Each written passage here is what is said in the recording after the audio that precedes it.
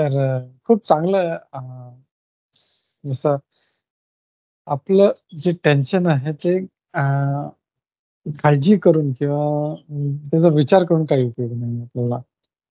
ते भगवंतावर सोडवलं पाहिजे. जसं आपण पाहिलं, की जे भगवंताचे जे भक्त आहेत, ते नेहमी ते कधी काळजी करताना दिसत नाही. "हे भगवान आता हे कसं होईल?" ते कसं द्रौपदी कितीदा ती अशी अ, अ, ह्याच्यामध्ये सापडली प्रॉब्लेम्समध्ये. पण तिला माहिती होते भगवान कृष्ण तो मला वाचवेल म्हणून. जसं देवाचे दुर्योधनाने दुर्वासा मुनींना पाठवलं होतं. त्याला माहिती होतं दुर्योधनला, की अ, द्रौपदीकडे हे अक्षय पात्र आहे. त्यांनी आणि ते अक्षय पात्र असं होतं, की ती 2 नाही, 10 नाही, 10,000 नाही, लाख नाही, कितीही लोकांना ती खाऊ घालू शकते. पण एकदा तिने त्याच्यातून प्रसाद ग्रहण केला, की तर मग ते पुढे त्यातून काही उत्पन्न होत नव्हतं.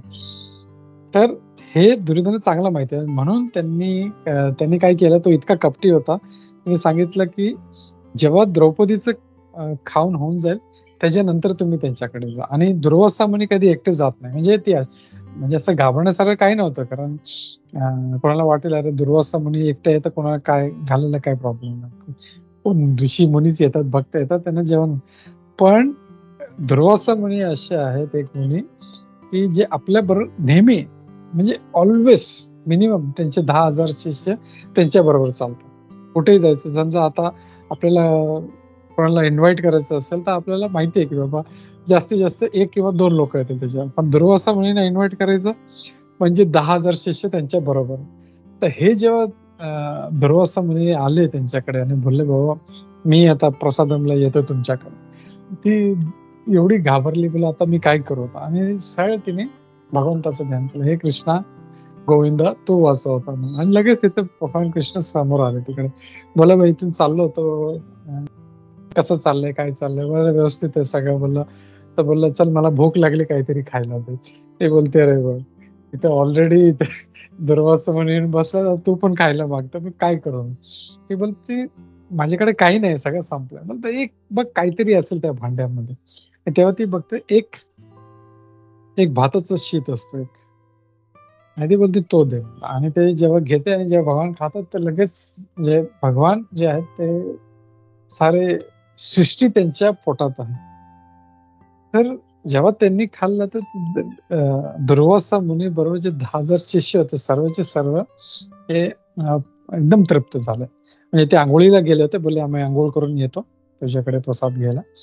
तर एवढं त्यांचं पोट भरलं, की म्हणजे सारखे ढेकर आणि एकदम बोलले, "अरे बापरे! म्हणजे आता तर आम्ही एक घोट पाणी पिऊ शकत नाही. आम्ही कसं जाणार परत युधिष्ठिर महाराजकडे, द्रौपदीकडे?" ते बोलले, "आपण इथूनच पळून जाऊ." म्हणजे एवढं पण नाही केलं, की आम्ही जाऊन सांगतो, की बाबा आम्ही येत नाही. बोलले, "आम्ही इथूनच निघतो." तर जस्ट इमॅजिन. आणि किती वेळेस असे भक्त असे फक्त आपल्याला काय करायचं, आपल्याला टेन्शन घेऊन उपयोग नाही. काही असेल भगवंतांना सांगायचं. तसं एक एक चांगली कहावत मी ऐकली. असं होतं काहीतरी, "don't tell Krishna how big your problems, tell your problems how big is Krishna." तर ते आपल्याला जर एक तो ॲटिट्यूड असला, की भगवान सांभाळून घेईल, तर मग आपल्याला काळजी नसते. हरे कृष्ण. थँक यू माताजी अर्चना. हरे कृष्ण प्रभूजी. खूप छान सांगितलं. बरं वाटलं ऐकून खूप. म्हणजे एक अजून आपल्या कृष्ण कॉन्शियसनेस मध्ये अजून आपण ह्या सगळ्या लेक्चर्समुळे वगैरे प्रगती करू शकतो असं मला वाटतं. Yes, yes, yes.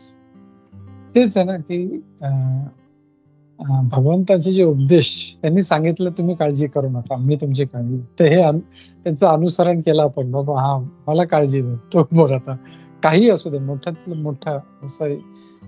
आता हे जे महाभारताचं जे युद्ध होतं, ते पण काही छोटी गोष्ट नव्हती. असं शास्त्रामध्ये किंवा महाभारतामध्ये सांगितलंय, की हे फक्त 7 अक्षौहिणी होते पांडव आणि हे 11 अक्षौहिणी आणि त्यातले प्रत्येक योद्धा इतका जबरदस्त होता. म्हणजे असं सांगितलं, की ते वर लाइक बिग शार्क्स, असं म्हणजे त्यांचं डेफिनेशन दिलं. म्हणजे शार्क प्रमाणे जे द्रोणाचार्य म्हणा किंवा पितामह भीष्म म्हणा किंवा प्रत्येक जो योद्धा होता इतका भयानक होता आणि सगळं ते पार पडले ते. म्हणजे हे कमी असून पण त्यांनी त्या पूर्ण त्यांची 11 अक्षौहिणी त्यांची संपवली आणि त्यांची 7 अक्षौहिणीमधून 1 अक्षौहिणी त्यांची पूर्ण राहिली होती. पूर्ण नारायणी सेना, भगवान श्रीकृष्णाची 1 अक्षौहिणी, पूर्ण जी नारायणी सेना म्हणजे ती 1 अक्षौहिणी सेनाच सगळ्यांसाठी भारी होती. एवढं प्रॉब्लेम्स असून पण ते पार पडले. तर फक्त आपल्याला पूर्ण विश्वास, जसं द्रौपदीने जर तिचं चिरहरण होतं, ते दोन्ही हात उचलले, हे मुरारी, हे गोविंद, तो वाचव मला, बस. तसा जर विश्वास आपण भगवंतावर ठेवला तर lord will surely take care. Hare Krishna.